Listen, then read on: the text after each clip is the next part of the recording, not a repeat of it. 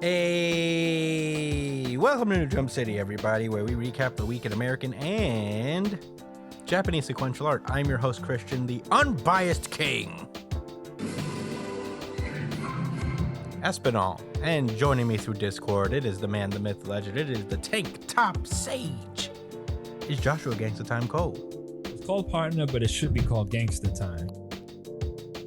What's good, Chris? What up, everybody listening? Also joining us, it is our stalwart producer. It is Edgelord Big News Brian. What's up, nerds? Hey. Hello, everybody. We're here early again to talk about manga. Very excited. I am joined right next to me also by my little associate producer here, Gingerbread the cat. She is staring the complete opposite direction of me. It's very cute. But yeah, we're all here. Gang's all here. Very excited to talk about the manga this week. So let's not waste any time. You can find me at the Chris Espinal on Twitter and Instagram. Also check out my other podcast, The Shweekly. Season 1 is out now. We're working on season 2. So yeah, catch up and have some laughs with us. Josh, where can they find you? At JD Cole _37. That's on Instagram, and at New Jump City Josh on X, Twitter. Brian? You can find me at b.esp on both Instagram and Twitter. And if you want to catch me when I'm streaming, you can find me at twitch.tv/itspunchline. Oh yeah. You can follow the show itself at New Jump City on Twitter and Instagram and TikTok. Hit us up on any of those. You could, if you have any questions, suggestions, anything you guys want us to talk about, you can email us at newjumpcitypod@gmail.com. Please do. We read questions on our pre-show chat show that comes out a couple days after the initial show as a little bit of bonus content for you guys. So yeah, send us some questions. We'd love to answer them. We talk about more things than manga on there. So, you know, you can ask about a cavalcade of things if you want, if you're interested. So email us on that, or you can comment under the video version of the podcast that I put out every week. We're still not video capable quite yet, as I'm working on a borrowed computer, but until then, please subscribe, please like, please share, please comment. It really helps us in the algorithm. Since we lost a visual element, we've taken a hit on the algorithm a little bit, so support us a little bit on there. If you prefer audio podcasts, though, not to fear, you can still listen to us on iTunes, Spotify, Google Podcasts, wherever you listen to podcasts. Any support is greatly appreciated. So yeah, with that being said, I think that's it for plugs. Let's get into the show. One Piece. This is One Piece chapter 1095. Better Off Dead in This World. Very cheery title. Last we left off, Luffy and the Straw Hats were trying to escape from Egghead Island. They're currently fighting Kizaru and the forces of the Marines to try and escape. But one of the Gorosei, the five elders, Jay Garcia Saturn, has made landfall onto Egghead and has revealed his Zoan Devil Fruit ability. We don't know the exact name of it yet, but it seems to be this crazy demon thing, this demon Spider-Man. Very intense looking. He can do this thing where he could just lop your fucking head off by looking at you. It's pretty crazy. All the Marines are trying to get away from the battlefield because if you look at him, Jay Garcia doesn't care. He'll take you out. So, you know, friend or foe, Jay Garcia's out for blood. Last we left off in that battle, Bonnie had just stabbed Jay Garcia in the heart with a sword. So, you know, they're like, oh my God, she stabbed an elder. But, you know, the Marines are like about to retaliate against Bonnie, but He tells them to stand down and uses his weird, like, psychic hit ability to knock Bonnie off of him and then just capture her while she's, like, falling. Sanji tries to act, but he also gets hit with that crazy attack, and it just, like, takes him down. He's, like, he seems to be in a lot of pain. Jay Garcia seems to heal himself from the stab wound that Bonnie just dealt. So it's not looking good. He turns over to Kizaru and he's like, this is rather sluggish work by your standards, Kizaru. And Kizaru is just like, I'm sorry, I failed you. I don't think I'll be able to get up for a while. This guy punched through my temple. And Jay Garcia is like, understandable, because, you did just fight against Nika, the sun god. So he tries to bring down one of his scary spider legs down on Luffy, but Frankie comes in for the save, knocking Luffy away with the strong right, and then capturing him with his arm extended. And Frankie's just like, haha, even the guys who rule the world want our captain's head, huh? Pretty cool. So he's like, Straw Hat Luffy, Jewelry Bonnie, we fail to anticipate your presence here. But if your fate is strong enough to escape this desperate situation, I would very much like to see it. And then he looks to Vegapunk, saying that his betrayal is most disappointing, but his service to the military has been greatly appreciated. And he just looks at all of us like, so tell me, which of you should die first? Tell me from least to most painful. He said he wants them to die with nothing but regret of having standing against them. And he starts to squish Jewelry Bonnie in his hands. Sanji is unable to move for some reason, likely because of whatever Saint Saturn's Devil Fruit ability is. And he not only can he not move, but Frankie and Vegapunk are also immobile at the moment. Jewelry Bonnie just looks down at Saturn and says, "You killed my father." And he explains, "Your father? You mean Kuma? He was born into a slave caste, the descendant of a clan that committed a grave crime against the world, and the last survivor of the Buccaneer people, the extinct Buccaneer people. There are a lot of genocided people from by the elders, which is crazy. They're just wiping whole races out left and right. It's insane." And Bonnie starts to flash back to something her dad once told her, is that ever since he was a boy, he wanted to be a hero who could save the imprisoned and the suffering, just like Nika, the warrior of liberation. And he talks about how like he appears out of the blue with laughter and this rhythm, doom dut da da, doom da da da. And Bonnie asks him, like, "Will you come and free me too?" And Kuma says, "Of course." And we then cut back to 47 years ago in the South Blue in the Sorbet Kingdom, which, if you remember, is the kingdom that Kuma was once the king of. We see Kuma as a baby, and we meet his parents too. They both are like happy to see him. He talks to the doctor, and I think he's like about to ask the doctor to not say anything about Kuma's bloodline because, of course, he's a Buccaneer, and it seems like it's not cool for that to be known for obvious reasons. They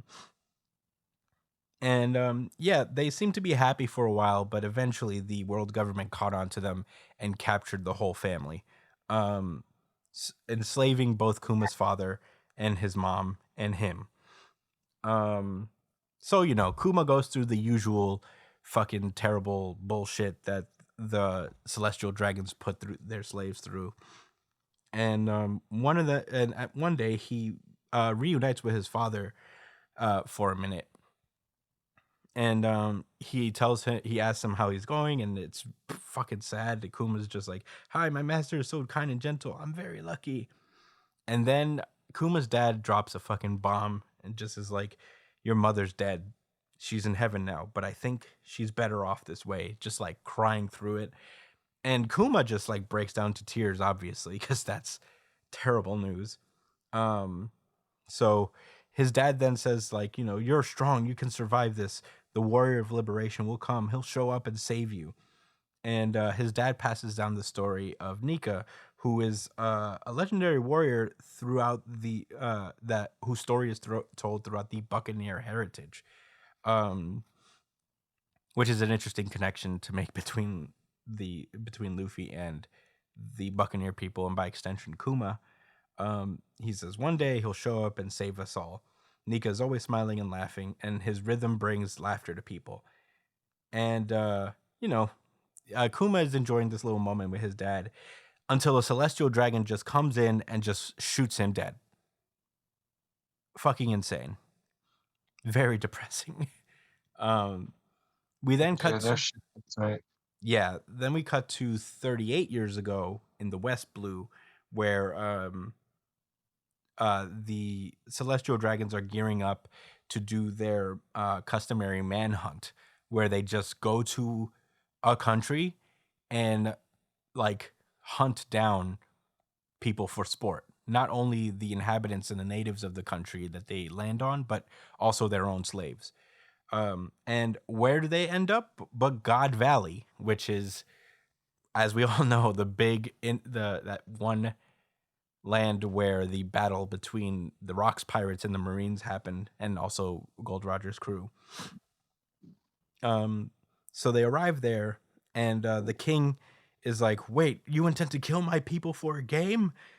And the king is immediately slain by Saint Figurland Garling, who we saw way back in a flashback there.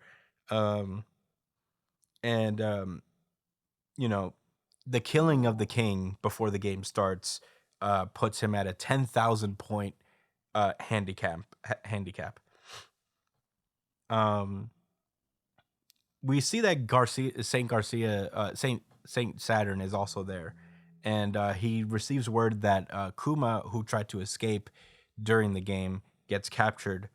And they're yelling at him, is like, "No, we're all gonna get in trouble now because you ran away."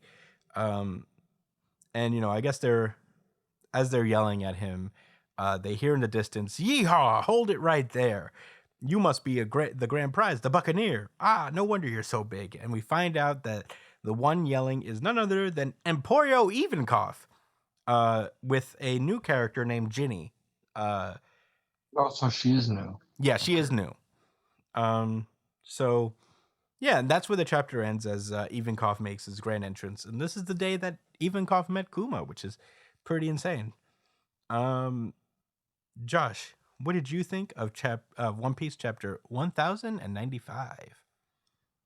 Oda has a really good way of expressing like his view of what evil is.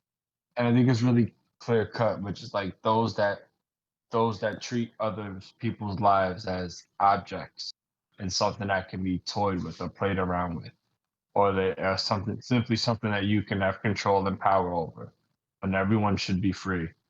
You know what I mean? And in this chapter in particular, I guess I never guessed that Kuma was a slave in the past, because I thought he was a king. I remember, what was his country that he was the king of before Sorbet he became a Kingdom. warlord? Oh, the Sorbet. Yeah. So I didn't expect him to have that slave background, but it makes sense since he was a revolutionary. I think this is a really cool backstory. Definitely wasn't expecting it at this point in the story to get a revolutionary backstory, but here we are, and I'm really excited about it.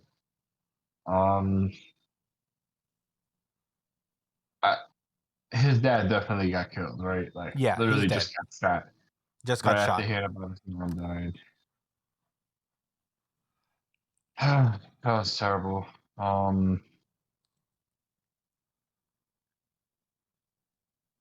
Yeah, it was pretty brutal. Like the paneling on it too was pretty fucking brutal. Yeah. I feel like it's really the way that it was like portrayed, or the way that he showed it was so fucking like it's different for like a manga, right? Like usually this kind of moment would have a lot more more like prominence, but it felt like an afterthought. You know when why? it comes to the effects that these guys had on him. I think it's just like I think that's intentional. I think it's by design. It's just how casual this kind of thing happens to the people who are enslaved by the celestial dragons.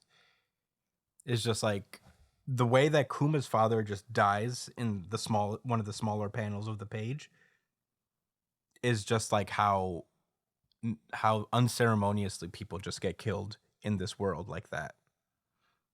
Yeah, it's pretty fucked, and it really that kind of moment had a lot more impact on me. I feel like the way that he wrote it this time around, it was really fucking deep. What were Yeah. you saying, Josh? Yeah. No. That was thanks for continuing.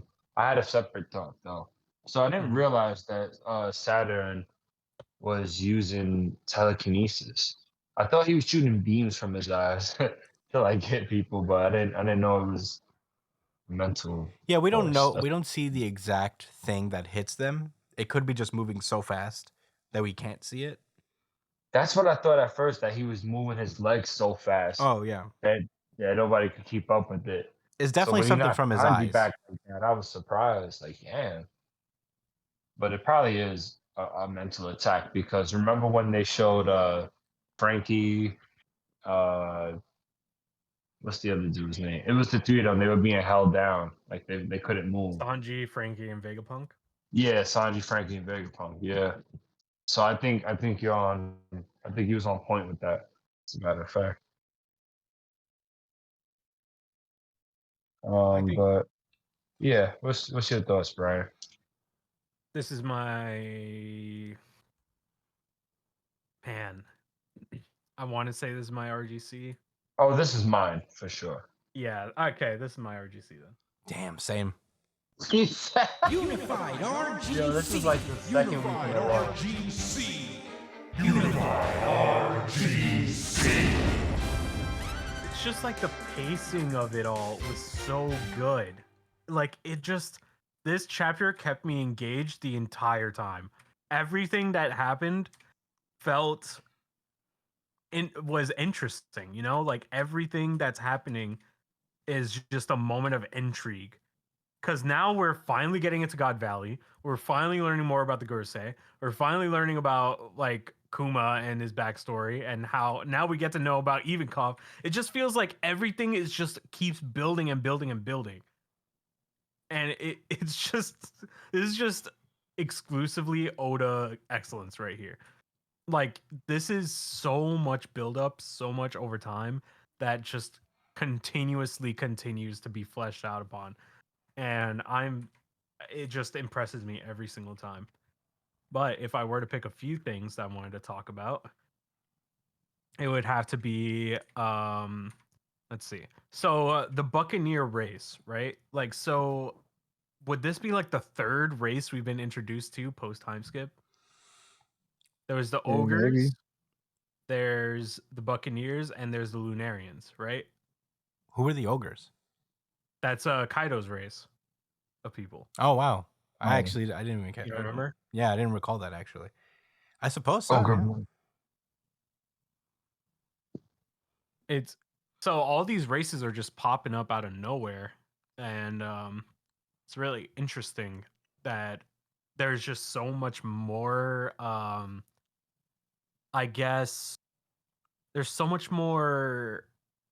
Like, how do I say it? There's more. I can't think of the word. Like, there's so much more variety in the world. There's so much more. So much more. Like aside from just fish people and humans, there's and like sky people, there's more people in the world that have just been lost to history. um like so many people who are just the last standing members of their own race. It's pretty fucking brutal. And I can't imagine that most of these guys got annihilated during the Void Century, which is pretty tough. Yeah. It's cool to see Saint Yeah, Figureland. genocide is pretty tough. Yeah, it is pretty fucking tough. But it shows that they're capable of it, which is interesting considering there's so much stigma around the fishmen, and they haven't met the same fate. Maybe it's because they're like more tied to history or something, like why they haven't been taken down, or maybe because of Shirahoshi. I'm not sure why they haven't been like they haven't fallen to the same fate, considering how badly they're treated. Um, Yeah, I think like the fishmen are like largely they were out of the picture for so long. They weren't like part of the government, and they weren't like particularly defiant against the world government. Whereas like the Buccaneers probably may have been like presenting a huge threat, and the Lunarians lived on the red line where Mary Joie is. Mm. So there might have been some conflict there. Um,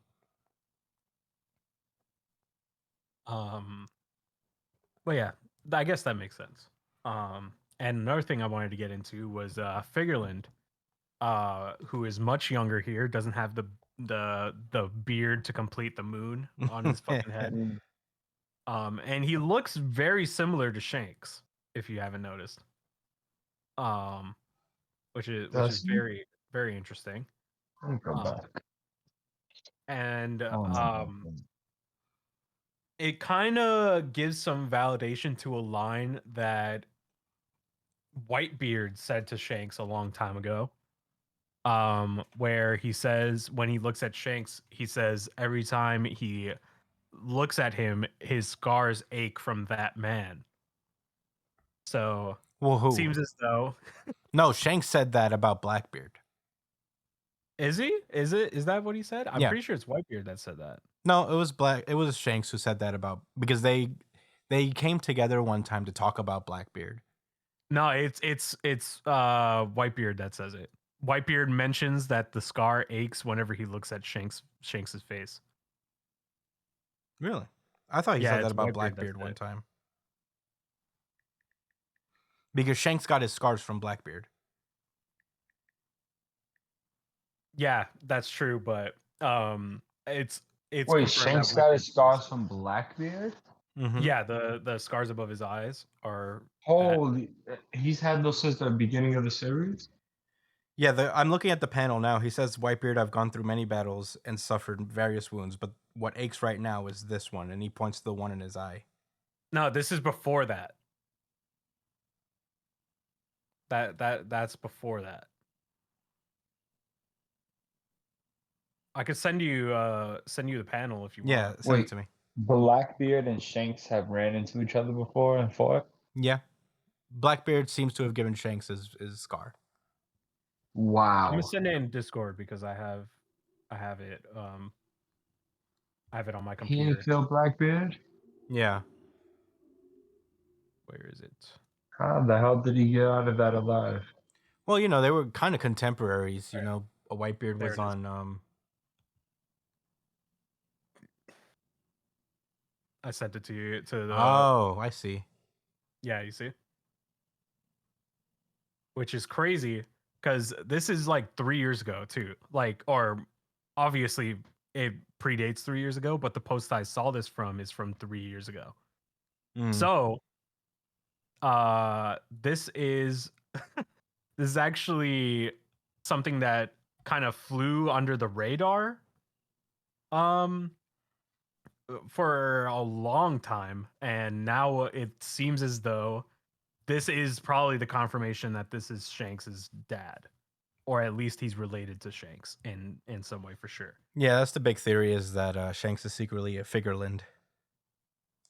I could definitely see Shanks being a former Holy Knight. I mean, you know, he does have like a pretty not working, but like some kind of relationship with the Gorosei that they don't call him immediately. They don't call him or fight him immediately, despite being a warlord or an emperor.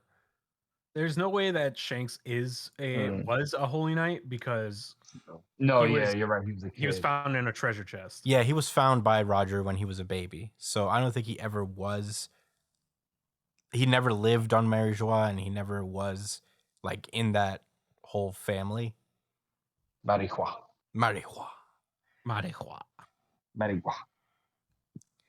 Also there's these chests, in case you haven't noticed.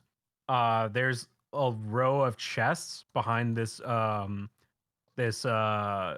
celestial dragon on page 18, I believe. Yeah, I see. There's like 6 chests. So there is a chance that all those chests have devil fruits that we've seen before, or devil fruits that we're going to see. Like one of them could have Kaido's fruit in it. Since Big Mom got it in God's Valley, remember?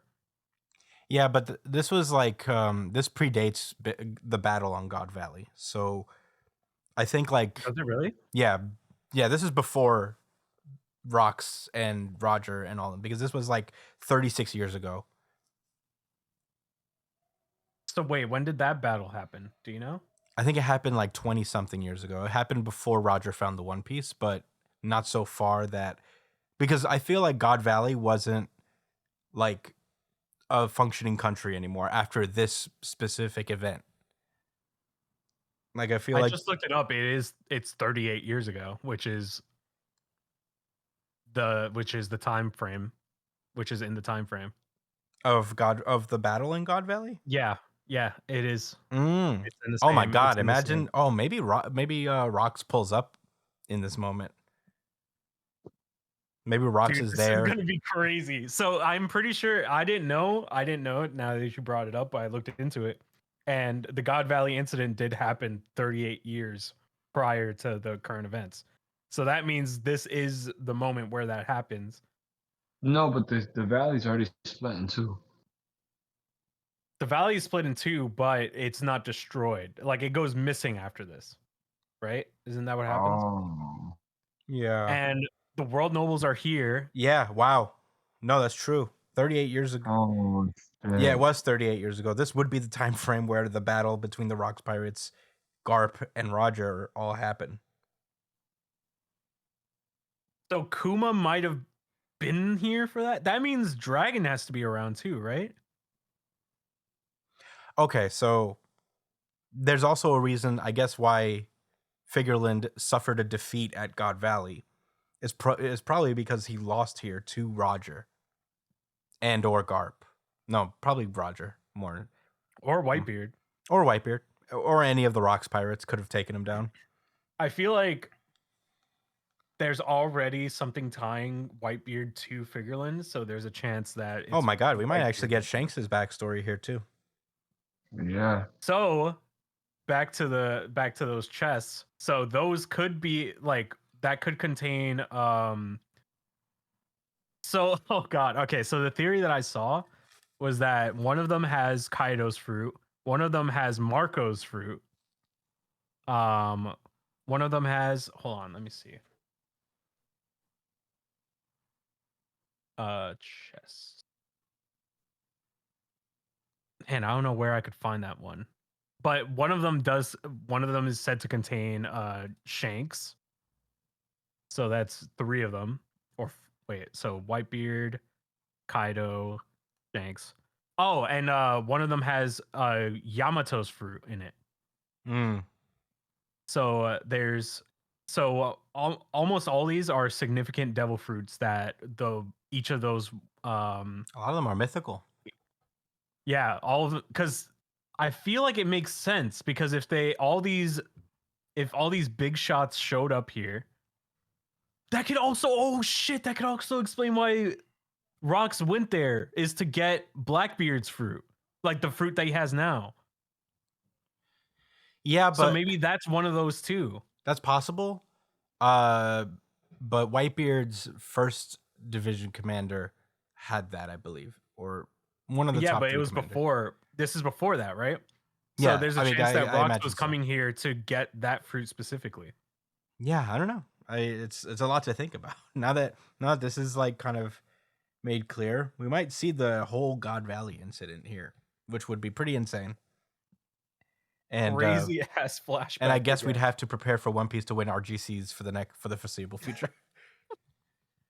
But Also one last thing is that Ginny could be could be Bonnie's mom or she could be Luffy's mom. One of the two.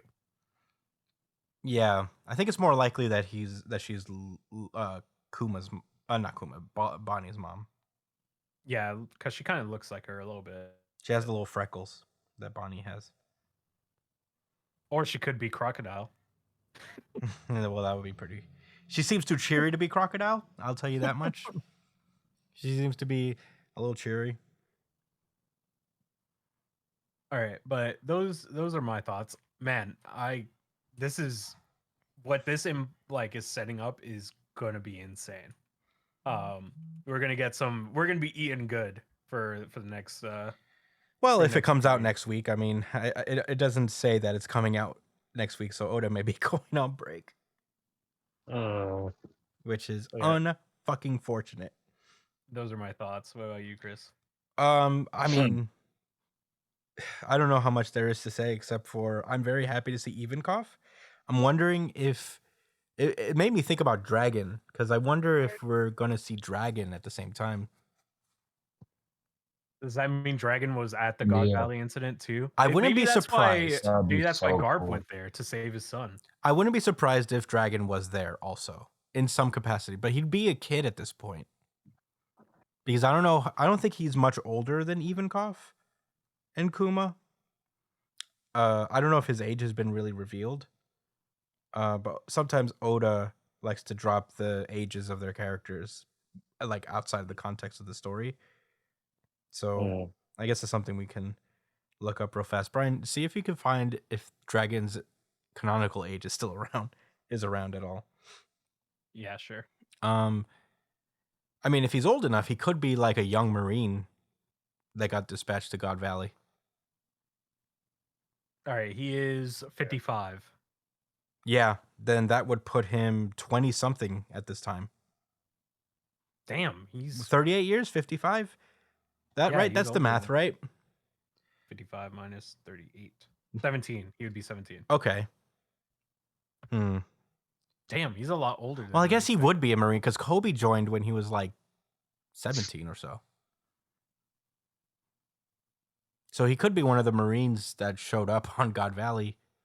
It's my theory that Dragon was once a Marine, and then he got disillusioned. So maybe something in God Valley turns him. And I believe, and this is another theory that this made me think about, is that the tattoos on Dragon's face are like symbology from the Buccaneer people. That's Maybe. that's my cute little theory that I'm throwing out there. What if this incident is what sparks the creation of Sword, and Dragon is the one who creates it? It's possible, I guess. I feel like set Garp would up- do it if there was anything. Yeah, it's like they co-created Sword, both of them. Yeah, but yeah, this is gonna be crazy. It was really good to see Ivankov. I'm like, yeah, we're gonna get Ivankov's origin. That's fun. We're gonna get so much shit. There's a lot of shit that's about to go down in this arc. Yeah. God, dude, this arc is so fucking crazy. Nobody could have ever predicted that this arc was gonna be so fucking nuts. Well, we did say that we predicted it. We were like, hey, when we get out of Wano, I'm sure One Piece will cook really hard. I think But I didn't think it would cook like this. I didn't think it would cook like this like early into the saga. you know? Yeah, it's pretty good. It's very phenomenal. I'm having a great time with current One Piece. I'm unfortunate. I hope it comes out next week because I'm just sick of it. I'm sick of waiting. We waited this long to get some lore drops, and now we're gonna get stunted growth here. It's not Time is fair. come. It's not fair, I say.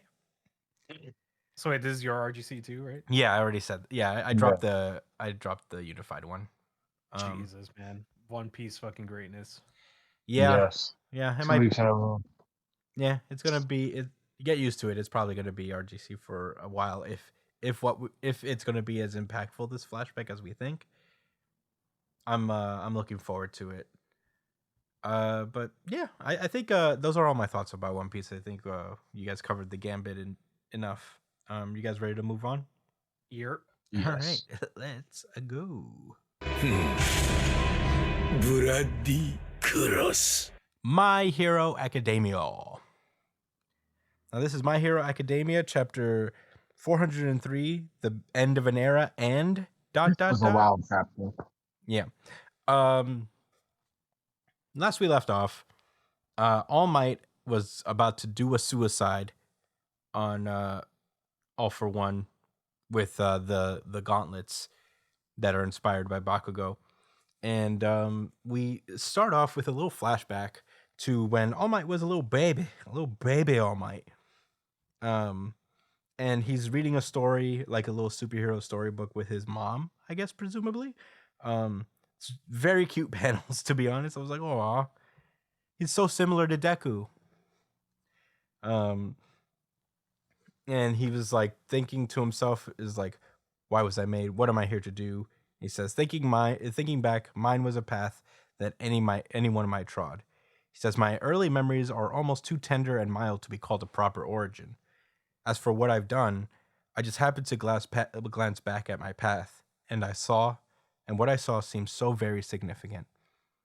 And we see that we cut back to the present, and All for One stops All Might from activating the gauntlets, the exploding gauntlets, and starts talking shit. Answer this was Yeah, he's like, finally, that's every last trick in your book, and he uses Stain's quirk to freeze All Might in place. And he says, the cornered hero is terrifying indeed. A lesson learned courtesy of you, but you won't be achieving anything here. And he said, that's the face I've been looking for. You at your lowest. It's not looking good for All Might. Gentle is keeping UA stable. And this guy is just like, UA distracted me and threw me off my aim. No matter, be crushed under the weight of your own righteousness. Tobita? Who's Tobita? Oh, I guess he's talking to a gentle criminal. All Might did something to the Yeah, facility. he shot a laser at it. If you look. Yeah, closely. I just saw it. Yeah. Nice little beam. Yeah, so now Gentle Criminal is doing its best to just continue to keep it upright. The military jets from the US that help Star and Stripe close in on All for One, and they're like, aim lasers and prepare to fire. But he's like, but we'll hit All Might too. And All Might just looks down at them and is like, the X-66 jet that helped Star beat down Tomura. And he basically just destroys the jets, I guess, killing these folks, unfortunately. And he's like, Star is no longer with us. Meh.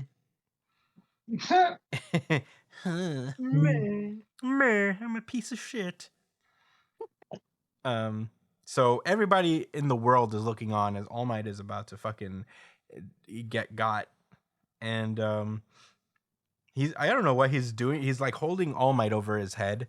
And Midoriya can't really do anything because he's got Shigaraki in his face, and everybody's just calling for anyone. And we get this big 2-page spread, which is gorgeously drawn, to be honest, of a shining star on the UA headquarters thing. And we see that Bakugo has risen again and is walking towards All Might. Deku catches a glimpse of him. And we see that we get like the little visage world, I guess, of All Might looking back at all he's accomplished and seeing the two heroes that he inspired in his life as kids, looking at his trading card. And we end on a big 2-page spread of of Deku and Bakugo looking at each other like, let's fucking go, bro. Let's do this thing, final battle styles. And that's the end of the chapter. Josh, what did you think about My Hero Academia, chapter 403? This was an intense chapter. It's like Horikoshi's trying to outdo Gigi, but he just can't. We all knew All Might was bound to be a pack. I don't want to see him die like this though, ripped in half Bane style or whatever. But was preordained he didn't have to do those jets like that. And by him, I mean Horikoshi. He didn't have to bring them in to die like that. We could have just forgot about them and they could have lived peacefully. I feel some kind of way about it. Yeah. Um, Tsukauchi is useless. He is just a normal guy. He doesn't have a quirk. He's a I dog. just He's wanted a to- detective. He's trash. He's a detective. Leave him alone, man.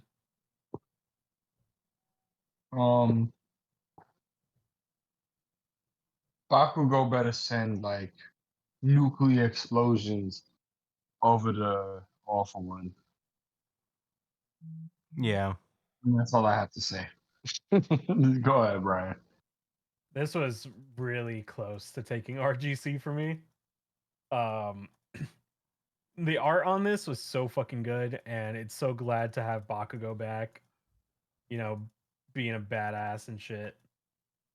I think I wonder what is going to happen because there is a chance that All Might's Vistage went to Bakugo because there was like a scene where the Vestige left Deku and went somewhere else. So maybe it went to Bakugo when he woke up.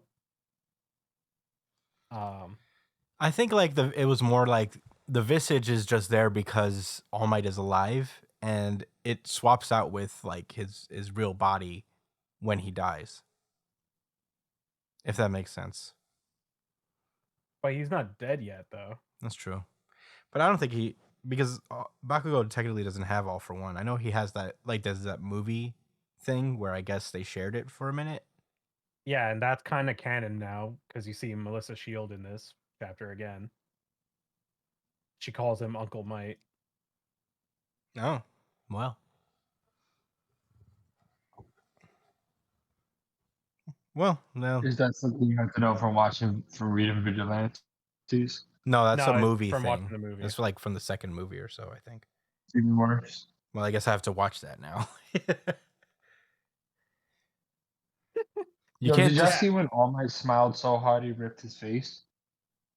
When was that? In this chapter? Yep, page 6. Page 6. Oh, God. Yeah. Damn. Yeah, he did that for Halloween. He did that because he's Edge. Yeah. That's pretty edgy. The Joker wishes he could do that. Yeah, on command. Just have cheek muscles so strong that they rip themselves apart when he smiles. And it's so weird because he's a little child now. Like, you can tell. Yeah. He's but a lad. Yeah, I don't He's got gonna be much to alive. say aside from Bakugo hype is fucking back. I can't wait to see what Edshot's quirk does for him. Yeah. I really like this chapter a lot. Honestly, talking about it again, it is such a narrow miss for me. I thought this was like a really good chapter. Honorary, really good chapter, honestly, because like the moments were just like really impactful and really And cool. the art is fucking amazing. Yeah, this guy is cooking in the art department, but he has been for a long time already. But yeah, I'm just really excited to see where this goes now because this was I expected Bakugo to come back, but I thought he was just gonna like join Deku in the fight. But if Bakugo ends up saving All Might, that would be a nice way for him to cap off his character development and allow Deku to like finish off Shigaraki and focus on him because Bakugo's got All for One. If Bakugo defeats All for One as he is, that's pretty sick. I would accept that.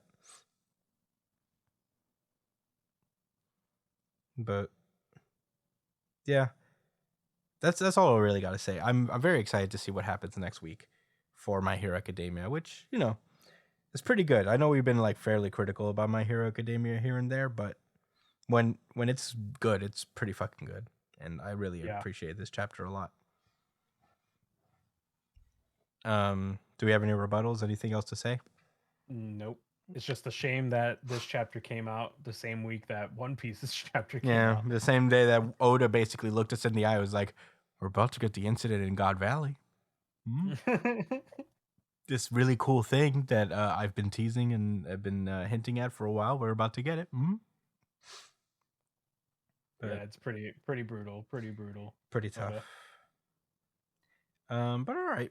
I suppose. And with that being said, we should move onward.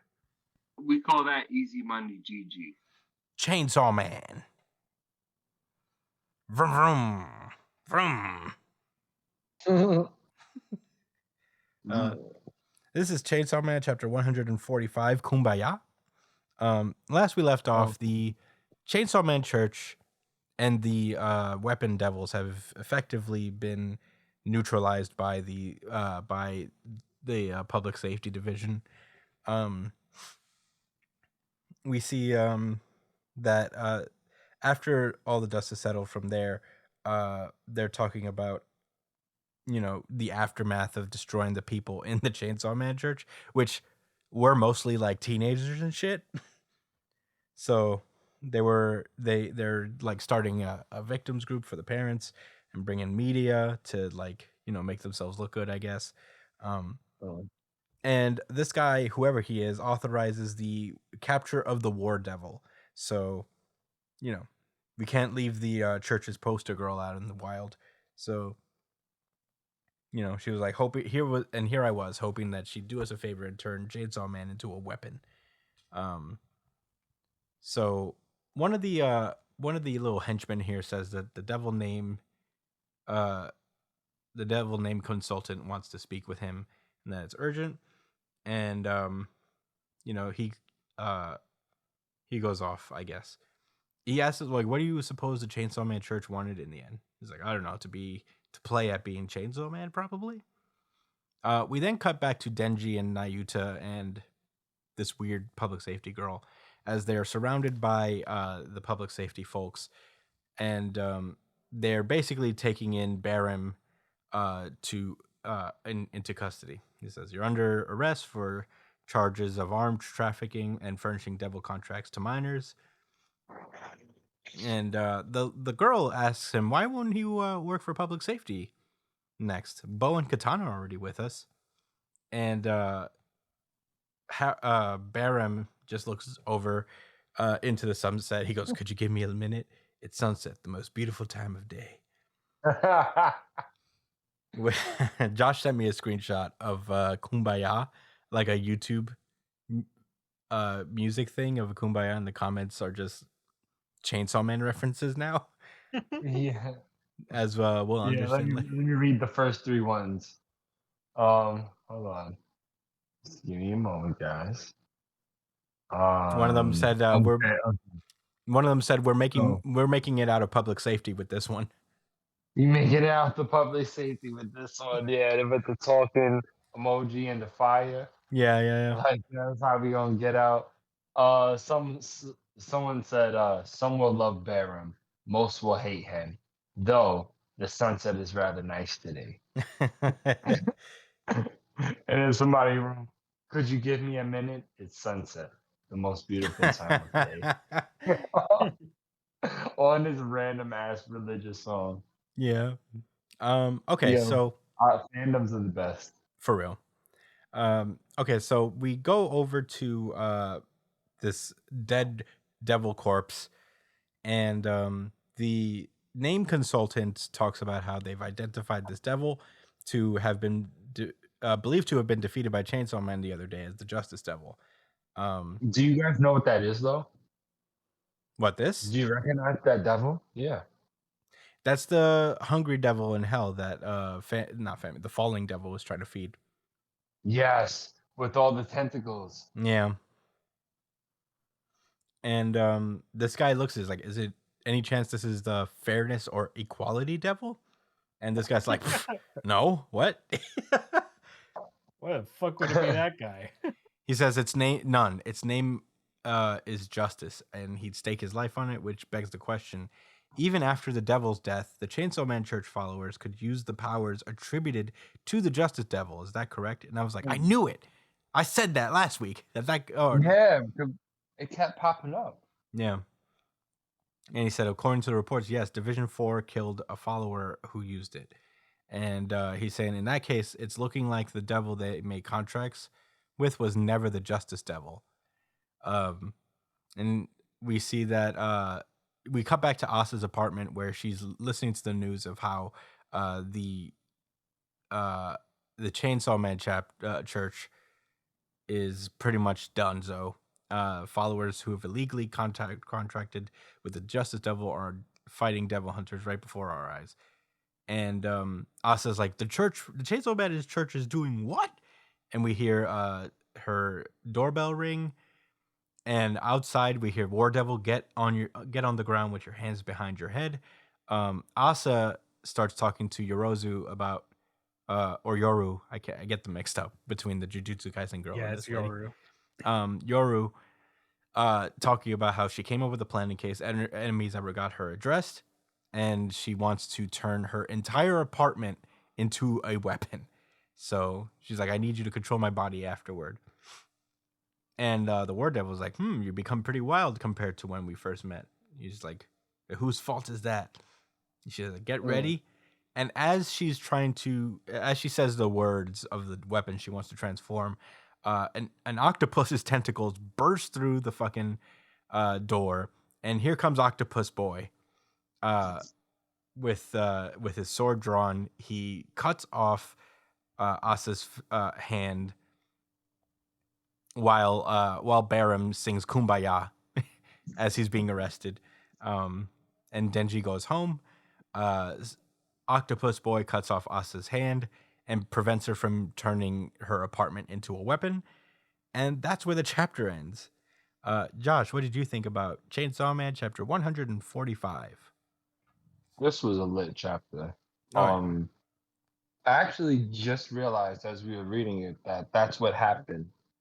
Like, because I was flipping through the pages to see, like, what, like, did she actually transform? Because I didn't see the scar on her face.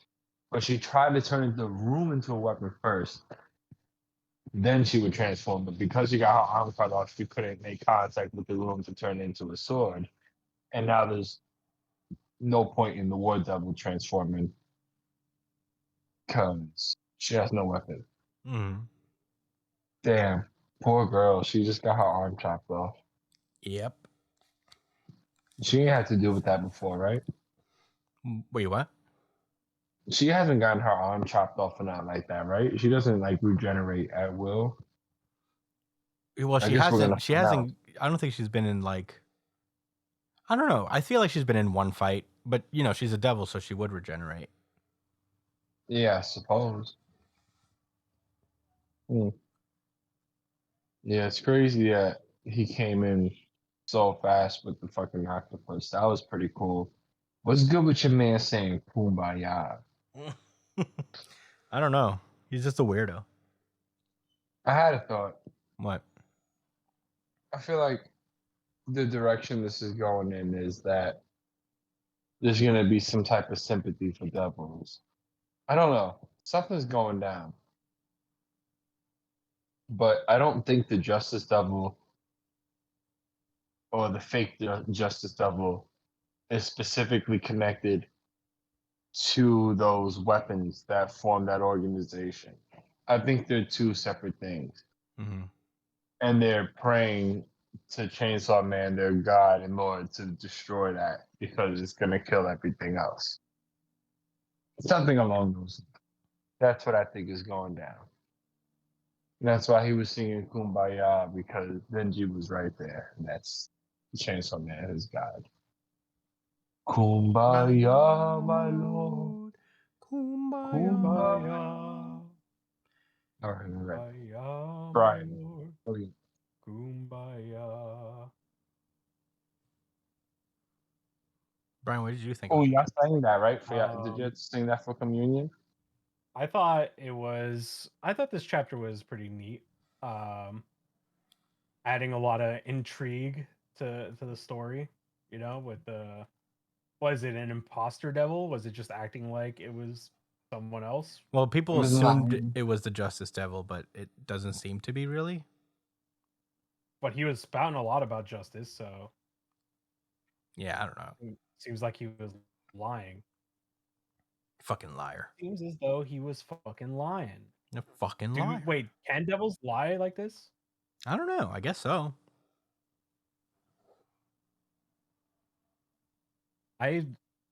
This must be something new, right? Like devils can't be like just going around pretending to be other devils. Well, I guess there was no precedent that they can't do that. True, but isn't that kind of breaking the rules? Not necessarily. I thought it was a little. I thought it was a little interesting that they went down that route to like talk about imposter devils and stuff like that. I just wonder what the payoff for this is going to be. Like, is there like a secret devil that's like pulling the strings right now? Yeah, I think that's what it is. Who could it be? Could it be that fucking the fake Chainsaw Man thing that we saw on the roof? It's possible, honestly. Well, we do that's a good point, honestly, because we now know that there are two. There's one who's impersonating a Chainsaw Man, and there's another one that's impersonating the Justice Devil. So maybe it is the imposter devil. Yeah. But those are my thoughts. I don't got much to say about Chainsaw Man this week. Yeah, this was interesting. My thoughts are also kind of limited on Chainsaw Man right now, but I think it's the fact that Barham wasn't killed is probably going to come back later along with the other ones. But yeah, one of the interesting things about the chapter is how nonchalant the special forces, the public safety was. Just like, all right, let's get this PR stunt moving, set up a victims fund and all that stuff. I know we just killed a bunch of teenagers, but we're gonna milk this for all we got. Did they kill for those kids? Yeah, I thought they Katana just Devil, evicted them. Katana Devil, and the whatever the nail one is, or at least like I don't think they killed all of them, but some of them they definitely killed.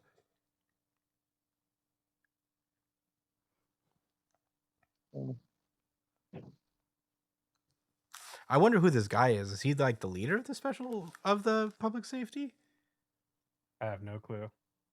Probably. Yeah. It's cool to see Squid Boy do something. I wonder. I'm sure the Octopus Devil is a pretty strong devil. To be, like, he just bursted in and just like.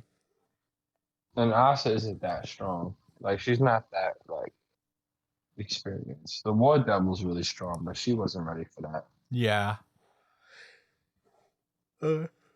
Any case, it was cool to see him do something cool because he's always been the super cool, nonchalant guy.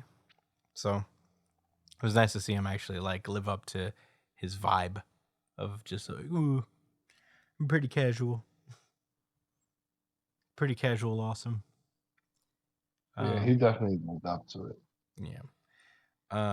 But yeah, that's all I gotta say. Do we have any rebuttals? Any final thoughts on Chainsaw Man?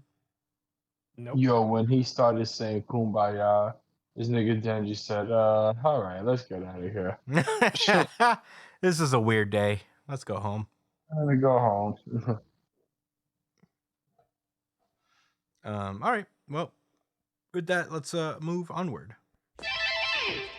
Maybe Boruto, Two Blue Vortex. All right, we're covering Boruto today. Yeah. Okay. Last we left off with Boruto. It has been 2 years. Everybody is older. Shikamaru is now the Hokage. And Code has decided to attack Konoha, looking for Boruto. And who shows up but Boruto? He is also back, and also got some new drip on him. So Code and his Code monsters are now facing off against Boruto. Code looks down on Boruto, be like, I didn't expect you to show yourself so fast. Makes me regret not coming to Konoha a lot sooner. And Boruto commands him to withdraw his monsters and do it while you're still able to control them, and he'll let him live. And Code is like, what'd you just What did he say? say? What did he say? Nigga, what? And he said, did you forget how helpless you were against me 2 years ago? You got some nerve to tell me that you're going to spare my life. And Boruto's like, that was 2 years ago, fam. Do it, or else. Or else you'll lose more than your left eye this time. So, they both got scars on their eyes. I didn't even realize that. That they both have similar scars. And Code is like, and here I thought I heard your worst bluffs. What can I do but laugh? Sarada is just like, Boruto. He's like, Sarada, there are lots of folks here who still haven't gotten away. Help them and I'll handle Code. We'll talk later. Just stay alive. Meanwhile, we cut back to Shikadai, who is like facing off against some Code monsters with Chocho. And yeah, they're mobbing up pretty bad.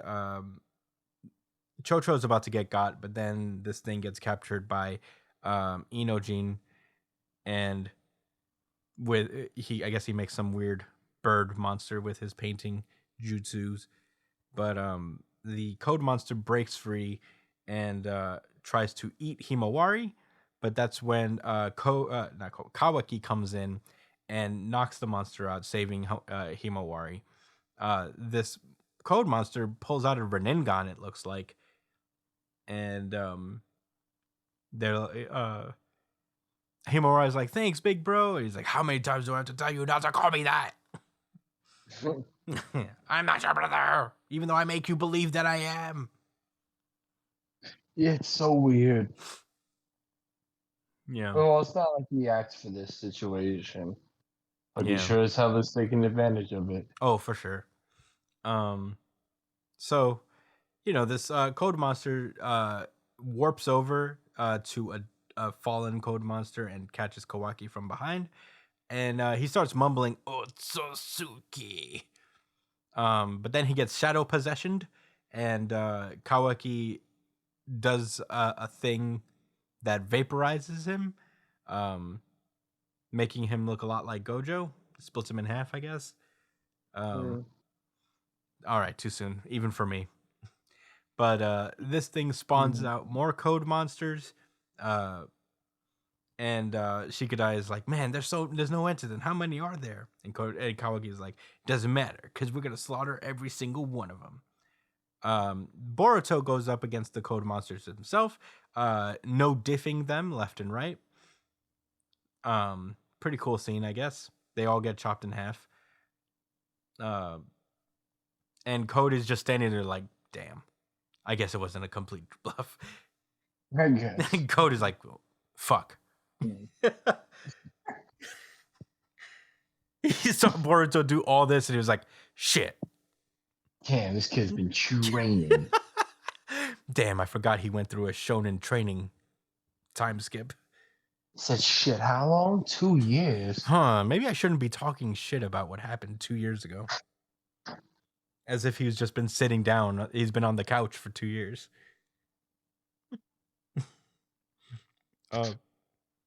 So Boruto is just like, if you insist on pressing on, you'll lose every one of them. And Code just continues to try and talk shit. He's like, well, you're being prematurely cocky. These don't even add up to a drop in the bucket. Besides, they're just tools anyway. And Boruto just says that he doesn't understand the true horror of Ten Tails. Out of nowhere, Sarada uses her fireball jutsu to get to take out some of her own, and uses Chidori as well. These things are pretty weak. They got beat by a regular fireball jutsu and base Chidori. What are these things? Yeah. I mean, base Chidori is pretty lit, but Base Chidori is pretty cool, but yeah. The other adults in the room are like, whoa, are you really just a genin? He's like, what does it matter what my rank is? Which is true because Naruto was a genin when he became Hokage. Like, why is that important at all? Rank doesn't Yeah, matter. but Hasn't mattered in can we Naruto stop? in years. Yeah, Like, can we stop acting like this fucking means anything? yeah. Half of the characters that went to the all of the characters who have gone to the Sasuke retrieval mission were all genin. Is are you really just a genin? One of the code monsters spawns another code monster and goes after Sarada, but one of the ninja just runs over and takes the bullet, so to speak, and gets bitten by this monster. And his name is Soegi, by the way. And Soegi gets got. He turns into a tree, which is sad, I guess. Another code monster latches onto someone and also turns into a tree. And Code is like, I know plenty about Ten Tails. They devour Otsutsuki. So these things are Ten Tails monsters. They say they devour Otsutsuki. Well, in truth, they're beasts that'll just instinctively bite anybody in their vicinity until they eventually run into an Otsutsuki. And Boruto mentions like that might be the case normally, but these ones are different thanks to you enhancing them. It ain't too late yet. You need to scrap them while you still hold their reins, or else we'll wind up in the worst possible future for everyone. And Koda's like, I don't give a fuck. He's like, when a Ten Tails devours an Otsutsuki, it puts down roots and becomes a divine tree. So, that's all I want. That's my shit. That's kind of my bag. And Boruto's like, I'll say this one more time, Code. I'll let you live. In return, guide me to where the main body of the Ten Tails is.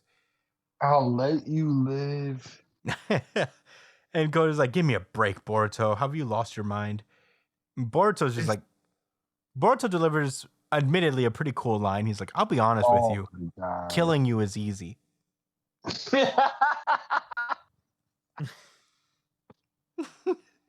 Pretty cold line. So instead of dying in vain, why not do one act of good for the world? Code is just like losing this verbal argument even. He is. He's losing Boruto in has always been a swag, shit talker, though. verbal argument, and in showing off. Yeah. Because Code ain't show nothing yet. Yeah, he sent his minions that Boruto easily defeated. These lame ass minions. And like Boruto's like, I'll let you live. And Code's only response is, Psh, man, what are you talking about? What do you mean? Psh, man, you crazy. I don't know what you're talking about, bro. And then he slashed a few of his little goons and he's like, oh. No. Come on, man. Come on, man. You don't really want none of this, even though like Code is just sweating on the inside. Code is like, fuck, he's real. He looks so cool. He's so fucking cool right now. Look at those buttons. I'm gonna start telling you it's easy. So, Like him. All right. The hard part that is under the not chopper? killing you too hard. look me, I'll be honest with you, Code. I can no diff you. This is going to be really good for my power scaling. Yeah. Yeah, Code, don't be a narrative device for me to show off how strong I've become. Don't be a narrative device. I'll make you into a narrative device. You speaking to Code like he's fodder now. Yeah. It's so fucked. I'm going to rip that belt off your stupid forehead if you don't just do what I say. So Boruto approaches Code, and he's again, cold line. I guess there's no cure for idiocy as he's about to murder this child. And he starts to gather what seems to be a Rasengan. Code is like, a Rasengan? Oh. Ooh, a Rasengan? What a one-trick pony. And Boruto is just like, Rasengan Ozuhiko. You're wrong, Code. I'm a 1.5 trick pony. Watch me merge with this Rasengan. I do my one trick, but then I add a little extra to it so that you can't call me a one-trick pony. And that's where the chapter ends. Josh, what did you think about Boruto 2 Blue Vortex Chapter 2? This chapter, I forgot that was the name of the new Boruto. This should have me rolling because, like, the funny thing is that I feel like Code is the straight man.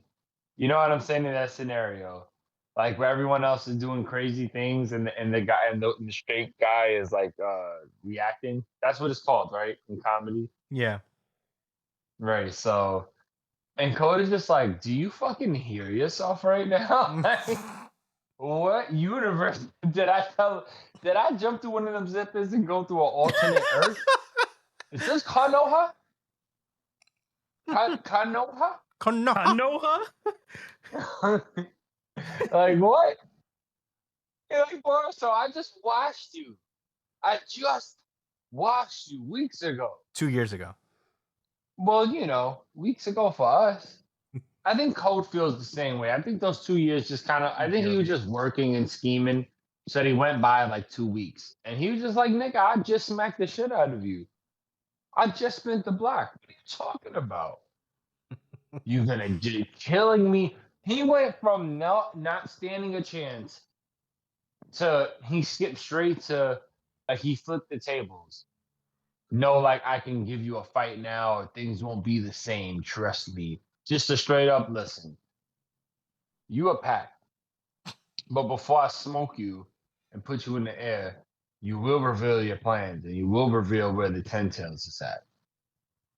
Do it or else I'll fuck you up. That's the energy Boruto's bringing, and like Code. There's fewer things. I don't know. There's very few things in this world I'm sure that would have really stunned him more than that.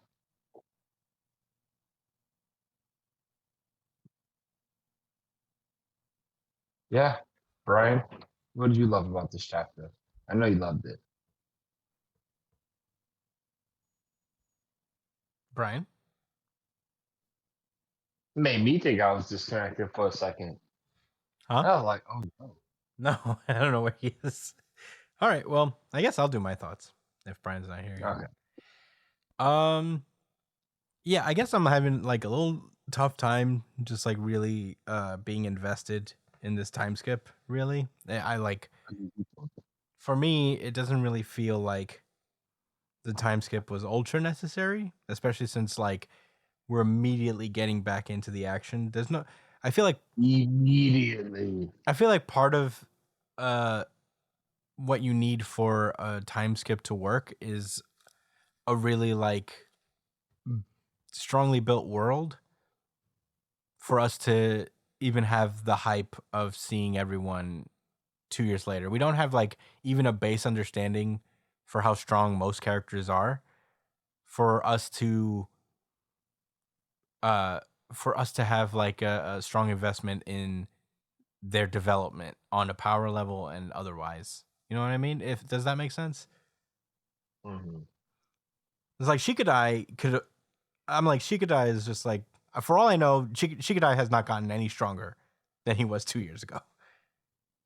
Because I have no idea. Because I have no frame of reference for how strong he was back in the day. But their teamwork is better. That's true, Brian. Their teamwork is better. But yeah, I guess like on that front, it is cool to see Boruto easily defeat these NPCs. But that's kind of like tried and true with shonen in general, and I guess like as much as I do like I've come to like Boruto as much as I do now, I don't feel like I'm at that level where he comes back after a 2-year time skip, does all this, and I'm like, whoa, you know what I mean? Yeah. I'm not like I'm not like floored by this performance, even though it's moderately cool. And Code has already been kind of like a little bit of a fucking punching bag. Like I've never been fucking impressed by Code. So Boruto, like not being intimidated by him is like, well, I would hope not. Code was kind of a stooge to begin with, you know? Yeah, I guess that's true. He yeah. has been getting cucked a lot. Yeah. But now it feels like he's getting Omega cucked. Yeah, right now it's embarrassing. Now it's like, why is Omega cucked? like he's been demoted to fodder villain. Yeah, he really is. And he's putting on this facade, like the fact that he's putting on this facade right now, like I don't know. I feel like he's getting too embarrassed for me to be like, well, we don't know what Code is capable of. You know what I mean? I'm like, I fully believe Boruto's gonna like raffle stomp this guy. And, like it's gonna be embarrassing. No doubt. I'm gonna get secondhand embarrassment from how badly Code's gonna get beat right now. Like Code wasn't effectively established as a threat before the time skip for me to be like, oh no, Code's back and he's gonna cause trouble. But you know, maybe Boruto. It would be very funny if Boruto did all this and then just lost. Who's Sogi?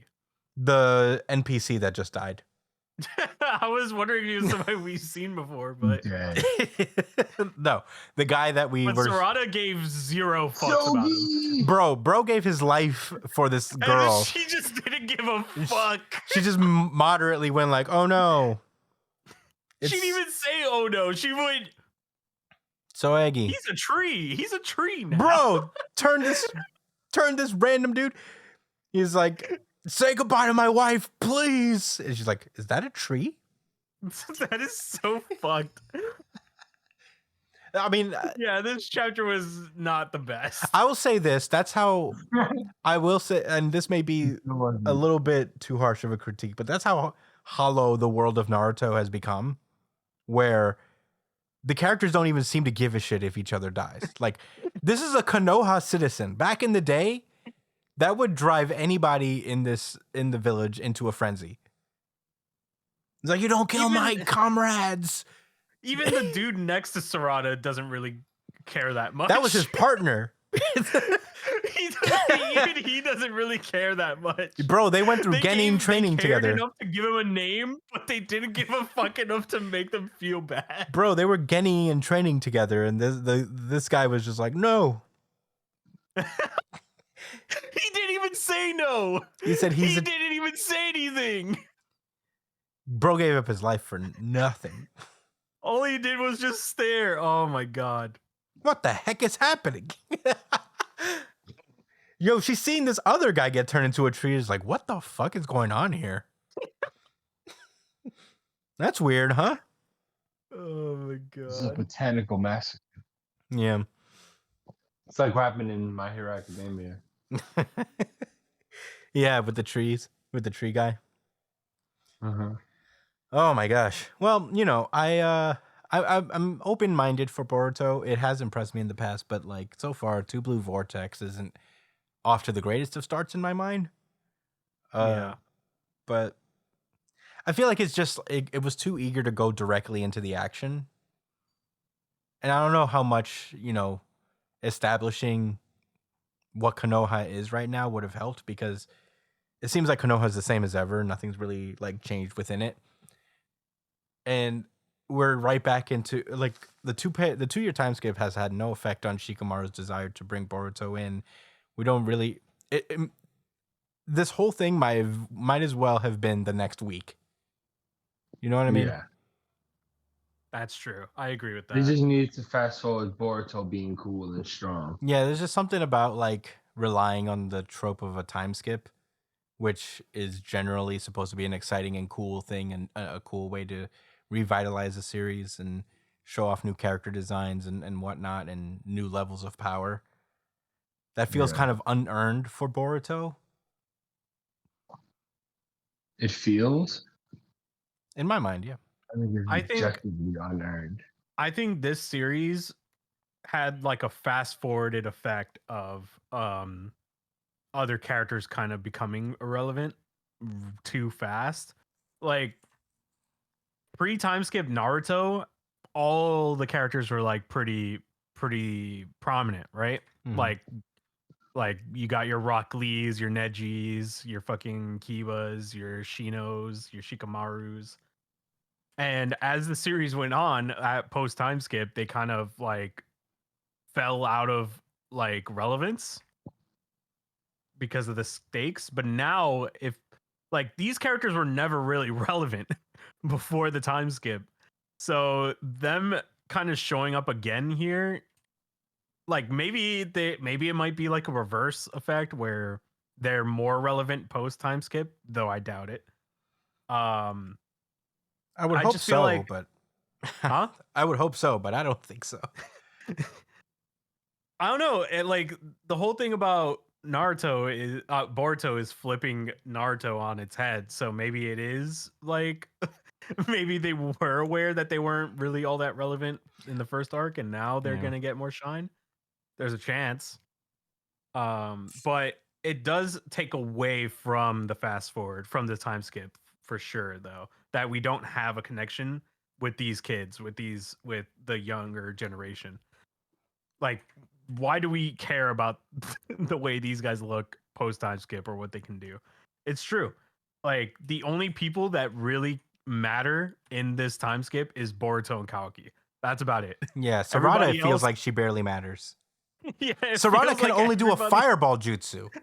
No, she did the Chidori. Oh, and the Chidori. Whoop-de-doo. But it's they just made I don't if they were gonna make Boruto this fucking strong, they should have taken more time before introducing him. Like they just blew their fucking load introducing him again in the first chapter. In Konoha of all places, like the place he's supposed to be on the run from. This does feel like the first time I've read a chapter where I'm like, ugh. Well, not the first time, but this is like the first time in a long time that Boruto has had like a really meh chapter. Yeah. Like this chapter was a step down from the last, and the last one wasn't that great either. It's just so generic. You know what I mean? Yeah, they fumbled the bag. Like on I'm this- reading on this vanilla time skip. manga right now. This is what like Feels like McDonald's manga. yeah. Yeah, it's all the cool things about manga that everybody thinks of when like all of the cool tropes that they just mashed into a single chapter. Yeah. And also, So Sarada, wear the jacket or don't. It really bugs me, this character design. I hate that it slides off one of her shoulders. It seems too big for you. Wear it or don't.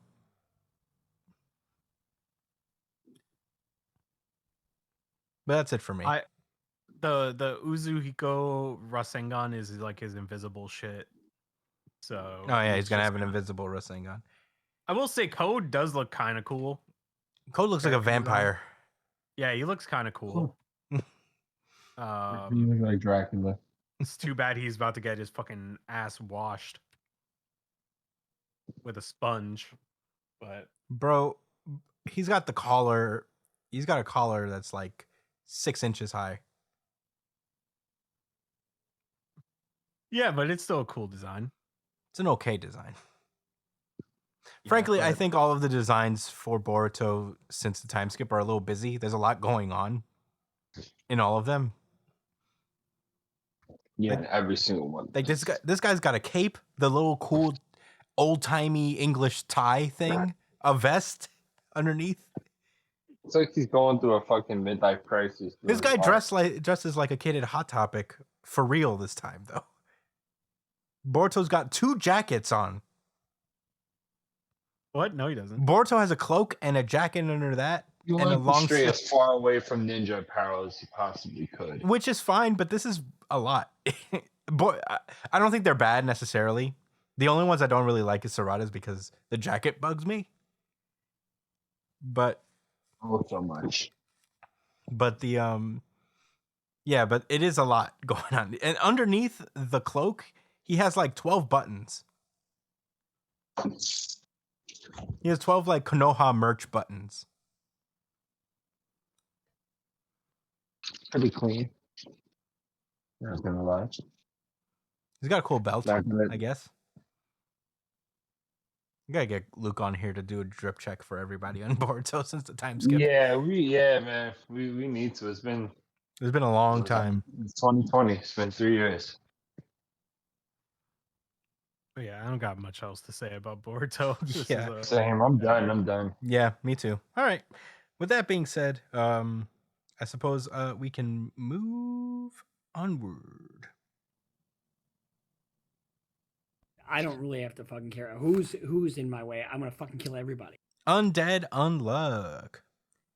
And with that, I'm gonna toss this one over to Josh. Undead Unluck. And we got a shiesty one this week. Oh no, we don't. I'm just saying words to fill in because my phone is acting up and won't pull up the. I think my iPhone's starting to do that slowdown thing because it's getting a little old. Yeah, it's That's getting against the old. law. You can sue them for that.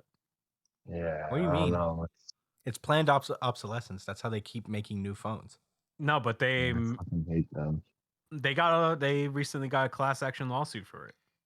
Yeah, but I feel like like companies get class action lawsuits all the time. Well, Donna they're just participates in a doing lot of them. Now this Shonen Jump app is anyway.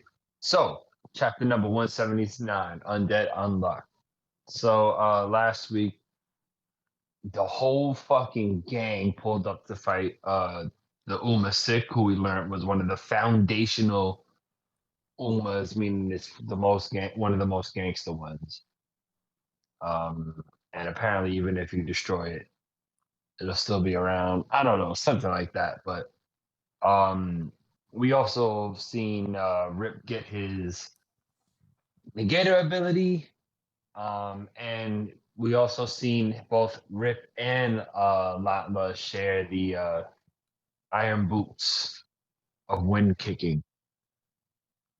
Or whatever, the super cool artifact. So lots of things happened last week. So, and this week is pretty crazy too. So we cut to when they were making the decision about, Rip cutting his legs off. Layla's not cool about that. She's like letting him know, like, look, you're always making these decisions on your own to press forward in your life, no matter like what the damage is to you, or or to how you make people feel around you. So, allow me to basically share the burden. Let me fight with you. And Fuko pulls up like, yeah, y'all can do that, okay? Yeah. I'll just perform surgery because I'm nice like that. I've been alive for millions. I got 2 PhDs now in medicine. Yeah, you're not the only one that got busy, Rip. Don't worry about that. So, Rip tells Fugo like that's essentially nonsense, and that yeah, I'm skipping ahead. Fugo also mentions, BT Dubs. While I'm operating on Layla, we're gonna bring her to the room where Uma's at, like where the Uma is at, and obviously Rip is like, oh, you fucking crazy, and Fugo makes an interesting point saying that, look, he uses the sickness of others to make himself stronger. So, like, he's gonna come for her anyway because of how sick she is. Like, it's really strong. So we'll bring her right to him, and then we'll all overwhelm him. I don't know. That doesn't really sound like a great answer to like plan, but the sick girl says, listen, I'm not pussy, let's do it. And I guess they decide, yeah, let's go for it. I ain't gonna lie. Once the sick person in the bed is saying like, yo, let's go for it, I feel real soft. You feel real what? I feel real soft, not like saying I don't want to do it. You know what I'm saying? Yeah, the sick person has that dog in him. Why don't I? Yeah, right. So we see some nice combinations again, man. Some nice teamwork from the Negators as we cut to them fighting against the Uma Sick. He freezes in midair.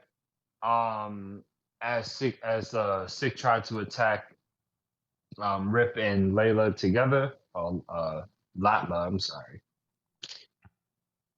And we find out that obviously Chikara using Unmove, but he's teaming up with Unseen so that he's becoming invisible while the Uma isn't knowing why it's being frozen. It's kind of crazy. So the whole point is that Rip is the only one that could really land like a finishing blow on it, but it has to they're still getting used to using the weapon together, so they have to kind of take their time. So that's what the Unmove and invisibility is for, to buy this time. Yeah. So some more fighting going down. Uma Sick tries to go for Layla as they perform the operation because I guess she's really sick. He gets like fried at some point, and his face looks like flesh. It's kind of weird. I don't know. I guess he got attacked at some point. I didn't see it, but Layla and Rip get ready to launch another one of those fucking air scythe attacks, and when they put their feet together, it merges into one boot with both of their legs. Super cute. They're definitely getting married, and along with the other sister too. And Fugo's like, "Who see that before? Yeah, that shit leveled up like mid fight." Jeez, Fugo's such a fangirl. Oh, but then she says it's bad because at those energy levels, he can detect you without even seeing you. So Shikard, she orders Shikard to use a move again to freeze him so that they can hit him with that big ass attack. And the Uma Sick actually does something smart and disconnects the light so that Chikara can't see him. And if he can't see him, he can't use Unmove on him. So Sick goes for his attack on them, but before he's able to land an attack, Layla's negator ability activates, which is Untruth. It was kind of weird. Untrust. Like, I'm sorry, Untrust. Which I'm not sure if this was revealed in the last loop. Do you remember? No, that it being the wasn't. case? No, we didn't know, right? No. We did know that she had Yeah. a negation ability, but we didn't know what it was. Yeah. So now it makes a lot more sense that I'm actually looking at it. So because she's been fortune telling and working on that power her whole life, the tragedy was that her fortunes would be 100% incorrect, like so that he can't be trusted. Oh, which is, I guess that's clever. That's pretty cool. But I guess what happens is that it makes 6 attacks veer off course automatically, which was weird. I guess so. She probably made the fortune that they're gonna get hit or something like that.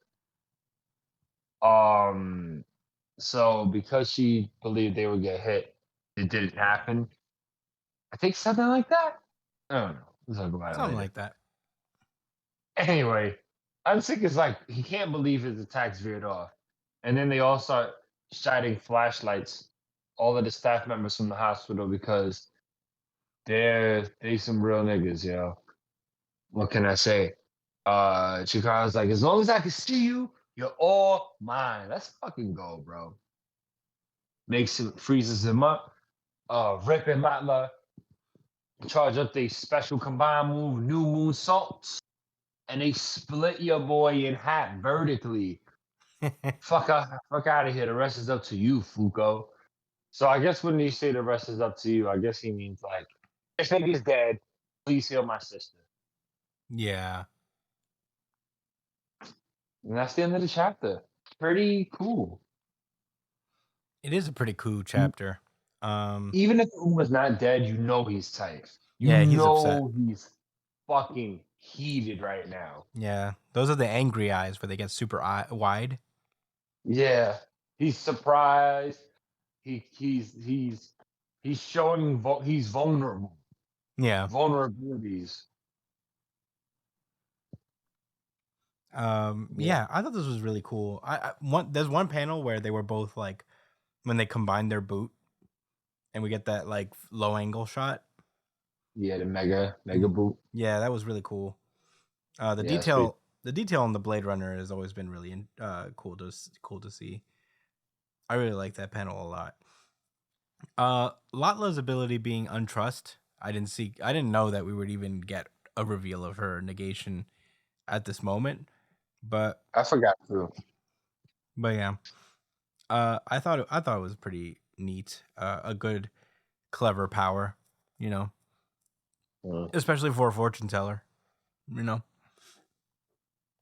But overall, pretty cool. The doctor's getting funny involved. how that worked out. Yeah, the doctor's getting involved, showing doing the flashlight thing was really cool and a good way to bring it all full circle. Now, I like it when like civilian type characters get involved in their own saving, so it's pretty cool. Yeah, and it wasn't super cheesy. All they did was help flash a light, which I could do that. Yeah, me too. I think I could do that. If I could do it, then I'm like, yeah, That's pretty sick. okay. It's good writing. It's great writing. Fantastic writing. Yeah, man, I like the combinations. Like, I like where this is heading. I think the combinations are gonna get really intricate. This is like some X-Men shit, bro. Mm-hmm. Who you got? Negators versus the X-Men, bro. I guess the X-Men. Yeah, got it, the bro. X-Men probably. They have Jean Grey. Yeah, they have Apocalypse. No, I mean the X-Men team. Oh. Yeah, they have Jean Grey. Yeah. But those are all my thoughts. Josh, what did you think? I don't have too many thoughts to give. I thought it was super interesting how her ability. I don't know if her obviously her ability manifested during the fight, and Fuko also alluded to that being a possibility. But it was. I wonder, like, was she like trying to make a fortune? Was she trying to predict what was going to happen? Yeah, I think And she just then- predicts of a thing that's about to happen, and it just will always turn out wrong as long as someone believes her prediction. Wow. I think. Those are some wicked ass conditions. Yeah, those are the things that's what it would make logical sense to me, because she talked about how Rip always trusted her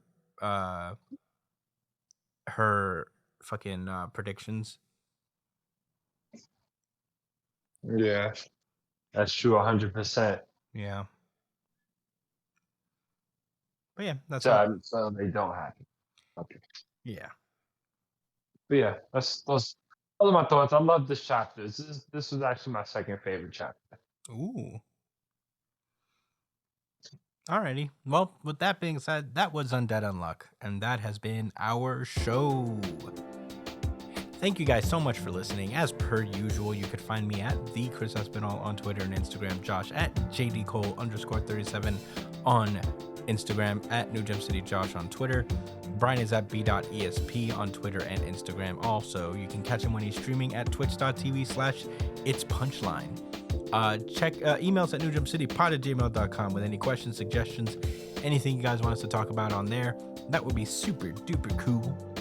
We would love to hear from you guys, and we'll answer all your questions on our pre-show chat show that happens every week.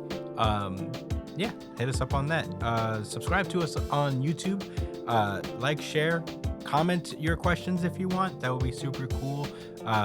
If you prefer audio podcasts, we're on iTunes, Spotify, Google Podcasts, wherever you listen to podcasts. Check us out. And yeah, without further ado, thank you guys so much for listening. We will see you guys next week. Stay safe, New Jump citizens. Bye bye.